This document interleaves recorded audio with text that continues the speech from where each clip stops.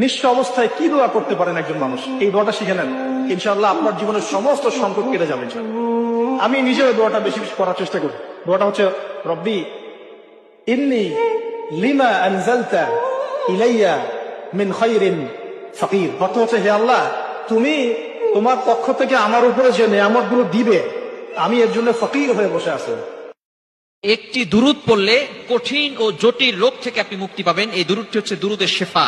দুরূদটা যদি পড়ে আপনি পানিতে ফু দিতে পারেন, এরপরে ওই পানিটা খেলে আল্লাহ পাক রব্বুল আলামিন কঠিন ও জটিল রোগ থেকে আল্লাহ তাআলা আপনাকে হেফাজত করবেন। দুরূদটি হচ্ছে আল্লাহুম্মা সাল্লি আলা মুহাম্মাদিন বিআদাদি কুল্লি দাইন ওয়া দাওয়াইন ওয়া বিআদাদি কুল্লি ইল্লাতিন ওয়া শিফা। আর কিছুদিন পরেই পবিত্র মাহে রমজান শুরু হবে। তখন ইফতারের কিছুক্ষণ পূর্বে এই দোয়াটি বেশি বেশি পড়তে হবে। উচ্চারণ, ইয়া ওয়াসিয়াল মাগফিরাতি ইগফিরলি, অর্থ, হে মহান ক্ষমাদানকারী, আমাকে ক্ষমা করুন। রমজান আসার আগেই ভিডিওটি শেয়ার করে দিন, এতে করে আপনি সহ অন্যরাও আমলটি করার সুযোগ পাবে। আল্লাহ আমাদের রমজান মাস পর্যন্ত নেক হায়াত দান করুন, আমিন।